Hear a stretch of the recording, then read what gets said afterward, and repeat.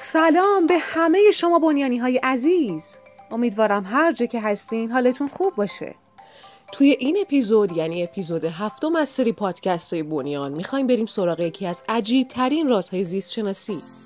چرا بعضی از موجودات میتونن اندامهاشون رو بازسازی کنن ولی بعضی دیگه نه؟ چرا وقتی دم مارمولک قطع میشه دوباره در میاد ولی اگه انگشت انسان قطع بشه فقط جاش یه زخم میمونه؟ این توانایی شگفت انگیز رو بهش میگیم بازسازی. یه ویژگی فوق‌العاده که بعضی حیوانات دارنش ولی بیشترشون توی روند تکامل از دستش دادن. اما چرا؟ چی شد که طبیعت تصمیم گرفت این قدرت رو خاموش کنه؟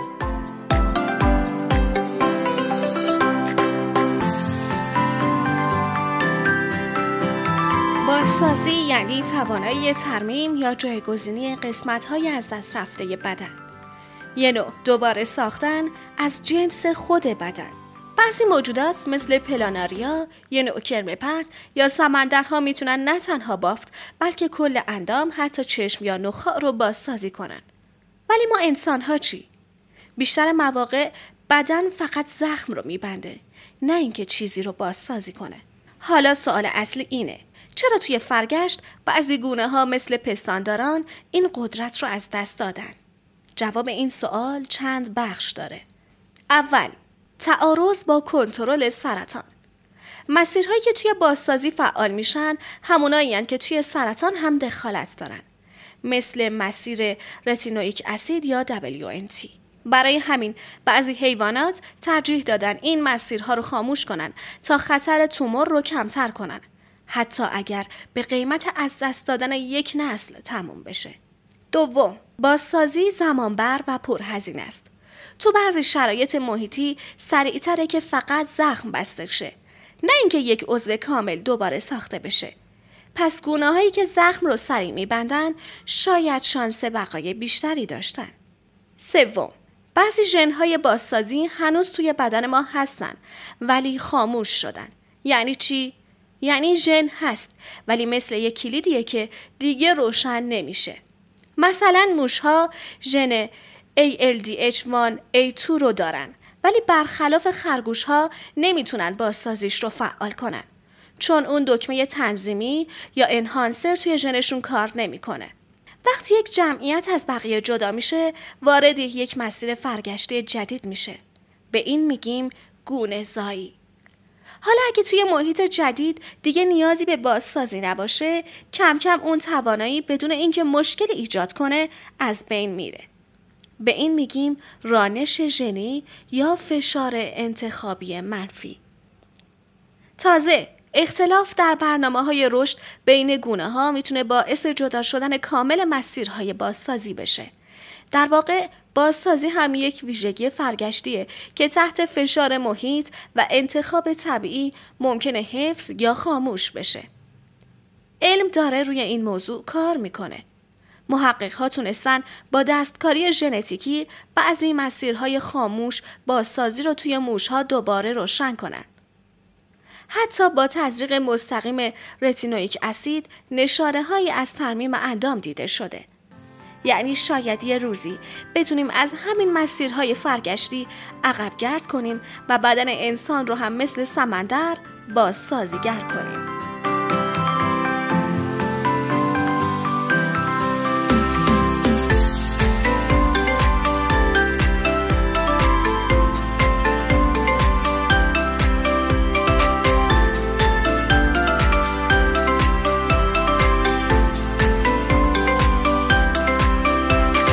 لاله گوش نمونه‌ای در دسترس با ظرفیت‌های بازسازی متفاوتی.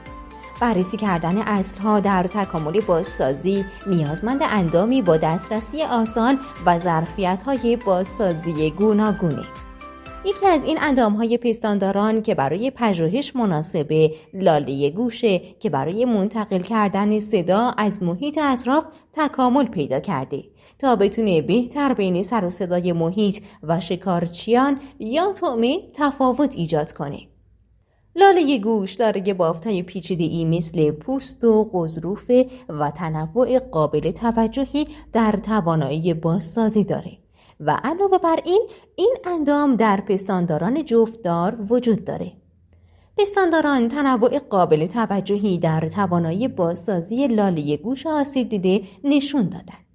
اما تغییرات ژنتیکی که باعث عدم موفقیت در بازسازی شدن تا الان همچنان گنگ و مبهمند. ما تجزیه و تحلیل‌های مقایسه‌ای تک‌سلولی و فضایی ترانسکریپتومیک خرگوش‌ها و موش‌هایی رو که از آسیب لاله گوش بهبود پیدا کردن رو انجام دادیم. تولید ناکافی اسید رتینوئیک یا RA ناشی از کمبود آنزیم محدود کننده سرعت ALDH1A2 و افزایش تخریب RA مسئول عدم موفقیت در بازسازی لاله گوش موش بوده. روشن کردن ALDH1A2 یا مکمل RA میتونه بازسازی رو دوباره فعال کنه.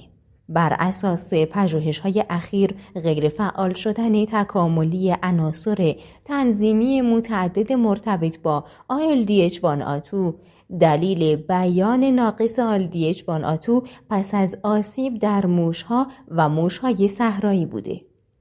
علاوه بر این، فعال شدن ALDH1A2 توسط یک تقویت کننده خرگوش برای بهبود بازسازی لاله گوش در موش‌های تراریخته کافی بوده. مطالعه‌های اخیر سویچ ژنتیکی دخیل در تکامل بازسازی رو شناسایی کرده. با انجام مقایسه‌ای بین گونه‌های احیا کننده مثل خرگوش، بز و موش خاردار آفریقایی و گونه‌های غیر احیا کننده مثل موش و موش صحرایی، پژوهشگران به این نتیجه رسیدن که موفق نشدن در بازسازی در موش‌ها و موش‌های صحرایی به دلیل تجزیه و تکثیر بلاستومای ناشی از دست دادن بافت نیست. توالیابی آرنای تک‌سلولی و تجزیه و تحلیل‌های رونویسی فضایی خرگوش‌ها و موش‌ها پاسخ فیبروبلاست‌های ناشی از زخم WIFS رو به عنوان یک تفاوت کلیدی بین لاله گوش احیا کننده و غیر احیا کننده شناسایی کرده. مطالعات بیان بیش از حد ژن بیانگر این موضوعه که عضو خانواده آلدهید دهیدروژناز یا A2-ALDH1A2 که یک آنزیم محدود کننده سرعت برای سنتز اسید رتینوئیک از رتینالدهید رو کدگذاری میکنه، برای نجات بازسازی لاله گوش موش کافیه. فعال شدن ALDH1A2 پس از آسیب با ظرفیت احیا کننده گونه‌های آزمایش شده مرتبطه. علاوه بر این ما نشون دادیم که کمبود بیان ALDH1A2 همراه با افزایش فعالیت مسیر تخریب RA به تولید ناکافی RA پس از آسیب و در نهایت عدم موفقیت در بازسازی کمک میکنه. یک مکمل خارجی RA اما نه پیشساز مصنوعی رتینول برای القای بازسازی با هدایت WIF ها به تشکیل بافت های لاله گوش جدید کافیه. غیر فعال شدن عناصر تنظیمی متعدد مرتبط با ALDH1A2 کمبود وابسته به آسیب ALDH1A2 رو در موش‌ها و موش‌های صحرایی توجیه می‌کنه. نکته مهم اینه که فعال شدن ALDH1A2 که توسط یک تقویت کننده خرگوش هدایت میشه برای تقویت بازسازی لاله گوش در موش‌های تراریخته کافیه.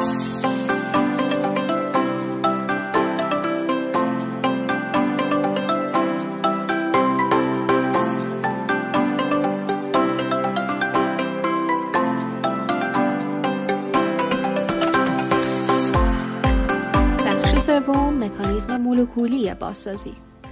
در دو بخش پیشین این اپیزود همکارانم به 2 سوال اساسی پاسخ دادن. 1. چرا توانایی بازسازی در برخی گونه‌ها مانند انسان و رت‌ها کاهش یافته؟ و 2. چرا محققان لاله گوش را به عنوان مدل ایدئال برای مطالعه انتخاب کردند؟ حالا در این قسمت به قلب ماجرا می‌پردازم. یعنی کشف شگفت‌انگیز محققان درباره مکانیزم مولکولی که میتونه توانایی از دست رفته بازسازی رو دوباره فعال کنه.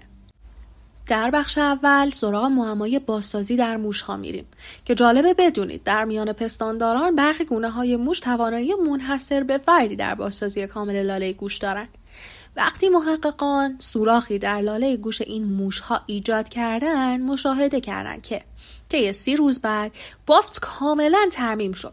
یعنی ساختارهای غضروفی و پوستی جدید تشکیل شد و در عین حال هیچ اثری از زخم هم باقی نموند.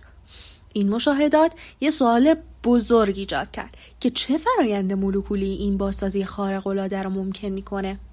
در بخش دوم به نقش کلیدی اسید رتینوئیک میپردازم تا جواب این سوال رو بدم.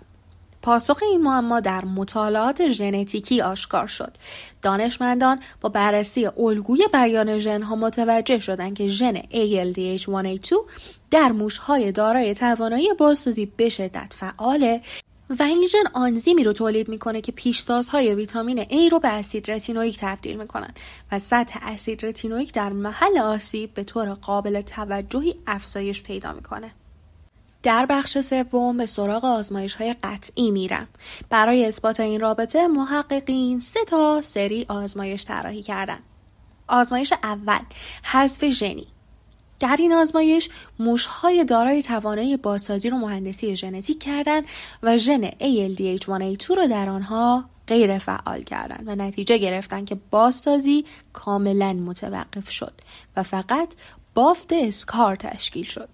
در آزمایش دوم از درمان جایگزین استفاده کردند که به موش‌های فاقد ALDH1A2 اسید رتینوئیک دادن و نتیجه این شد که بازسازی تا 80% بهبود پیدا کرد و این نشون داد که اسید رتینوئیک عامل اصلی ماجراست.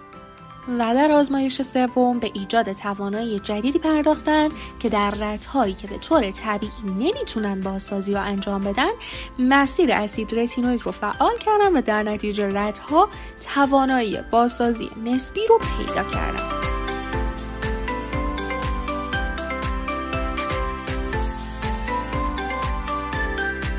در بخش 4 میریم سراغ پیامدهای علمی این آزمایشات. این یافته‌ها پنجره جدیدی به دنیای پزشکی بازساختی گشوده، از جمله درک بهتر تکامل که نشون میده توانایی بازسازی در پستانداران کاملا از بین نرفته بلکه فقط غیر فعال شده. امکان مداخله که با تحریک مصنوعی این مسیر میتونیم توانایی بازسازی رو احیا کنیم. در کاربردهای آینده ممکنه روزی بتونیم از این مکانیزم برای ترمیم بافت‌های انسانی هم استفاده بکنیم.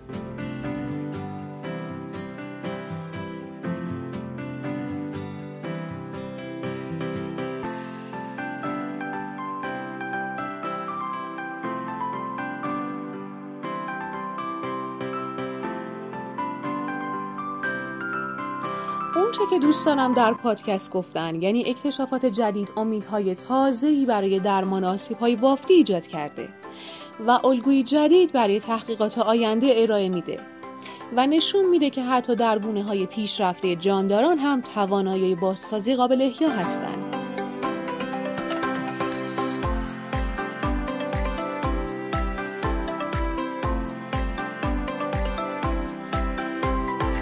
ما در هر سری از پادکست ها سعی می‌کنیم بروزترین مطالب شنیدنی و جذاب مورد بحث و پژوهش در دنیا رو به گوش شما دانش آموختگان و علاقه‌مندان و دنبال کننده های بنیانکست برسونیم تا که نشر این مطالب کمکی هر چند کوچیک اما تاثیرگذار باشه برای پیشرفت و افزایش دانش عموم از علم پزشکی بازساختی.